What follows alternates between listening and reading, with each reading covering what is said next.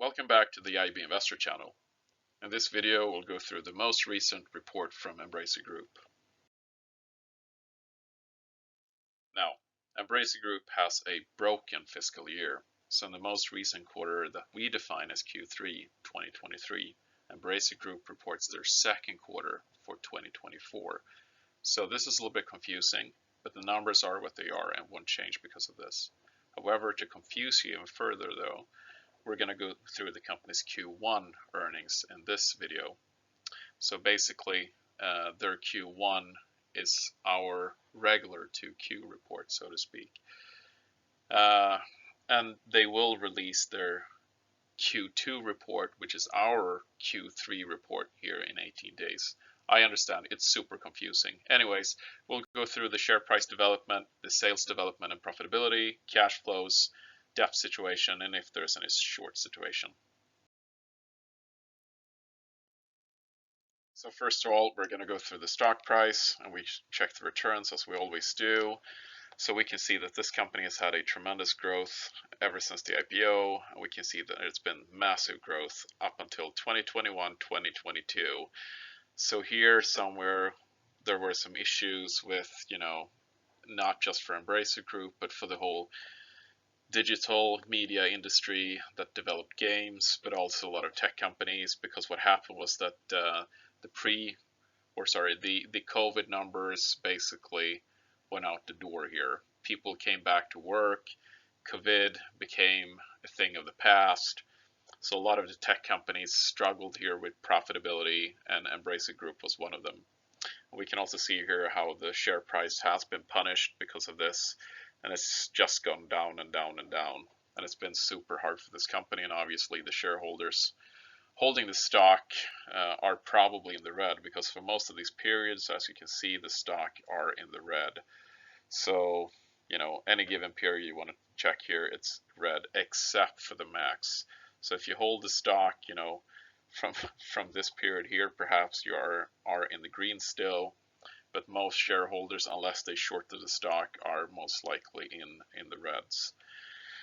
And we can also see here that it's one of the most popular stocks here in my at my broker here, with 102,000 shareholders right now at Avanza. So it's a very popular stock, and it received a lot of attention on many social platforms because prior to this, decline in share price, it had returned a massive amount. As you can see here, like it went for like 4 kroners or something during this period, and it was like if 10x here, like 20x something, super massive return here. But yeah, that's something of the past right now. We'll start with the income statement for the company. So the net sales are in blue bars here, and we can see that the net sales have actually gone up quite a lot. We can see here. I will provide some more information why this is, but yeah, it's a lot of growth, as you can see, explosive growth even, and even in the most recent quarter, it looks pretty good in terms of growth. We can see the gross margins here in the green. So it has gone up and down a little bit over the periods, but right now it sits at 61.5 gross margin, which is a okay number. It's definitely much more than industry margins, but within tech it's okay. I would say profit margin here at 16.8 in the most recent quarter. We can, however, mention, or I can, however, mention that in 2018 here, during this period, we had a gross margin at 53%. And the highest here were at 87.9 or almost 88%. So they come from a very high level. And we can also see here in 2022, the profit margin was as low as minus 25%, so actually negative, as you can see here. So they have been in a period where the profits were actually bad, so to speak. Now looking at the earnings per share in blue and then the P ratio in orange, we can see that the earnings per share has been, growing steadily, and then here we had some negative again at 2022 where the profits were eliminated basically, as we saw on the previous slide, but has returned now, so we do have a earnings per share which is positive again. from 2023 and also in the most recent quarter here. We can also see the PE ratio being quite low, but yeah, it has come from a period as well where it was super high at 337, 118, 64, 42, and so on. So the share price, as you saw, had tumbled and is on decline, and that could offer, a better PE multiple, as we can see. Now for the free cash flow margins, we can see it sits at negative, and it's been actually negative for the most part here. We also had that very bad year in 2022, and it's also shown here where the free cash flow margin were super low. We can also see some peers here. So Paradox has a free cash flow margin of 14%, and G5 Entertainment has a free cash flow margin of 12.5%. So their peers, Embracer Group peers, has much higher margins as it is right now. And quite frankly, this company has never posted a positive free cash flow margin in recent time. We have to go back all the way down to 2015 to see a positive free cash flow margin. Instead of boring you with a free cash flow per share in terms of kroners, I'm going to show you the number of shares instead, which I think is more important in this case, because what the Embracer Group has done is that they have basically diluted the shareholders by acquiring a lot of companies, and they've done so mostly through direct share issues. So they've issued a lot of shares during this period. So we can see here, for example, that they have from this period to this period, they almost doubled the amount of shares. So, and that's just a shy of 5 years or something like this. We can see from 2018 they doubled it until 2021, and from this period 2020 they almost or more than doubled actually here until the most recent quarter. So this company has been executed a lot of issuing of shares. So there's massive dilution here going on, and I'm not sure if they're going to dilute the shareholders even further going forwards. But I think this paints a pretty ugly picture, because what you want to see as a shareholder owning this stock, you want the shares to go down over time. So over time, this chart, it should be inverted. So if you look at the companies such as Apple, Microsoft, Alphabet, most of those stocks or companies, they do exactly the opposite. They buy back the stock, and then they eliminate those stocks and take them out, so that the outstanding share count is declining over time. But this company is doing the exact opposite. They're diluting their shareholders massively over time. So this is something that shareholders and potential investors should be a little bit alarmed about and think 1 or 2 times extra about. Now for the cash flow overview, and we can see that the cash from operations are growing quite well over the years. However, the capex is ever so expanding each year too, and we have some very high investing years here. We can see in 2022, or actually I guess it started here in 2021, where we can see that the cash flows have been used to invest or acquire other companies quite massively here. So, and this is in millions, so they spent $38 billion here, Swedish kroners, on investing. And we can see here they also spent a massive 14 billion Swedish kroners on investing. And we can see that the free cash flow is suffering as well. However, the cash from operations, as I said previously, is growing quite well and is in the right pace. So we'll see if management will be able to keep this up. But yeah, massive amount of investing or capex, and yeah, free cash flow non-existent right now. Now for the net debt to cash flows, and we can just see that the net debt is in blue. So it has gone down a little bit up and down, but nothing worrisome until here.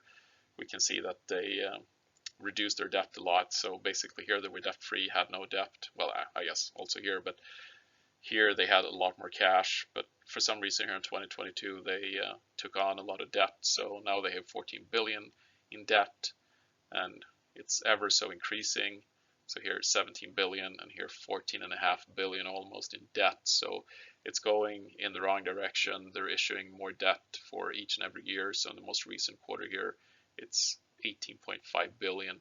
And here we can see the cash from operations are tagging along, as we can see here over time, but you don't want this gap to increase. So for example, in 2023, this is a bad example where the net debt is going upwards and the cash from operation from previous years going down. So here the gap is increasing. However, management has done some job here that they have reduced the gap a little bit, but the cash from operations has to increase in a faster pace now compared to the net debt. Otherwise, it's going to get ugly, and maybe the debt is spiraling out of control. So we're going to have to see what management is doing in the coming quarters to reduce this gap.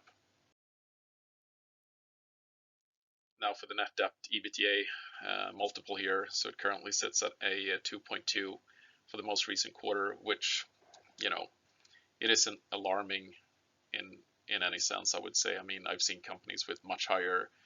This company is producing at least positive cash flows in terms of operational cash flows. So but it's a little bit sad. You have seen some numbers here going back where the number has been negative, but since 2022, the net debt to EBITDA multiple has gone up quite significantly, and we can also see it's been sustained here for quite a few years. So it's going to be interesting to see in the coming quarters whether or not this multiple will go down or not. And we can also then compare it to Paradox and G5 Entertainment, that both sits at minus 0.6 times net debt to EBITDA, meaning that they have more cash than debts right now. So yeah, interesting to see. Now for the enterprise value to EBIT multiple, and we can see that the company currently sits at a 42 times multiple, which is quite high, I would say. But we have seen periods here where the multiple has been much, much higher, and this screams overvaluation. And I would even go as far to say that even here, it looks overvalued.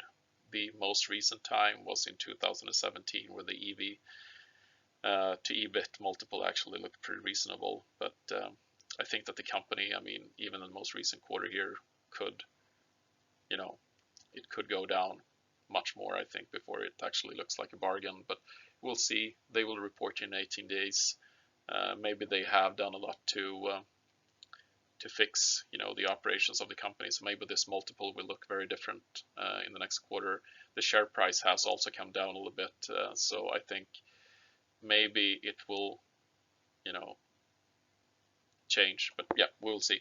Anyways, here we have Paradox that sits at a 25 times multiple, which is also quite high, but far less than 42. And then we have G5 Entertainment at 10x, which is actually quite fair. But I don't know so much about any of these companies. I haven't watched them, so it's just comparing them apples to apples in terms of the same KPI here, nothing else.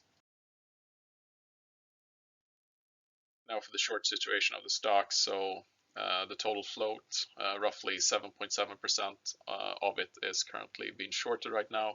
So it's quite shorted actually, and it ranks number 14 in Sweden as one of the most shorted stocks on the Swedish stock exchange. And we can also compare it then to SPB at 17%, number 1, JM at 15%, and Hexatronic at shy of 10%. So almost 7.7% of the stock is being shorted right now. So, there are obviously some investors that have a different idea where the stock should be going, which in this case is down. So just be mindful that ranked number 14 of one of the most shorted stocks here in Sweden. I personally don't like when stocks are shorted, because that means that somebody has probably some information that the rest of the market probably is not aware of. So I would just be, a little bit careful when owning stocks such as this, which has a very big short interest. Now for the CEO remark, he had many, many pages. So yeah, I had to make a summary. Otherwise, half the listeners would probably fall asleep. But I think we can skip this part. It's just the numbers, and the numbers are quite easy to follow up through, checking the reports, and we will maybe do a follow-up in the next quarter just to see how they have fared. So let's not talk so much about that one. because that's easy to follow up, but rather I think it's this one which is important, the restructuring program that he has launched. So he announces that the progress of the restructuring progress, which aims to reduce the capex, and as you remember of the cash flow overview, they spent roughly 14 billion Swedish kronor or so. So they aim to reduce some of that operating costing and optimize the capital allocation, as he's saying here, and improve efficiency, which is very good. Oftentimes, when CEOs make such statements, it's very good, that they have this under attention, because some CEOs can, put their heads in the ground like ostriches. But at least Lars Wingefors here, the CEO, is attempting to make some changes, which is good. And yeah, but we will see. He's saying here that it's going to take some time. Obviously, the program is expected to be completed by Q3 or Q4, and if I'm not mistaken, that's like the normal Q4 or Q1 for this year and the first quarter next year. So that's where he sees that some of these results will happen. So obviously we're going to have to wait some quarters to see what's going to happen. But yeah, and again, some outlooks here, some forecasts that can be easily then followed up, that he expects some numbers here for the EBIT to be within the lines of 7 to 9 billion Swedish kronor for the fiscal year 2023-2024. So I mean, again, numbers, we will see if he can follow that up. But he's confident in the long-term strategy, he says, and supporting and empowering the entrepreneurs. Basically, the entrepreneurs here are the companies that he's acquiring. So many of those CEOs are still, the founders and entrepreneurs who created those companies. So it's pretty much those he mean here. And he also highlights some upcoming game releases and investments in game development. However, it's kind of tough when it comes to game development, because I mean, even though you release a game, we have seen that, for example, when Paradox released a game recently, that the crowd didn't really like the new game. So it's always the risk that even though you spend a lot of capex on a game and have high hopes and expectations that the game will sell well, you still have to actually make those earnings from that game, and that's not always the case. So it's going to be interesting to see what's going to happen here. He has a lot of problems in his company right now, and I think the best way to see that is the reflection in the share price, which has declined by a lot. I think it was more than 80% or something from the top. So I could be wrong here, but yeah, that's the biggest receipt on how well a company is doing, pretty much in the short term at least. Now, this was it for this video for the Embracer Group for their first quarter, which is the second quarter for us. So please bear in mind that this is not the most recent quarter, which should be Q3 here coming up, or for Embracer Group, their Q2. Unfortunately, it is very confusing when they have a broken fiscal year, but I hope you understood. Anyways, if you liked the video, please hit the like button and subscribe for more content. Thank you very much for watching. Goodbye.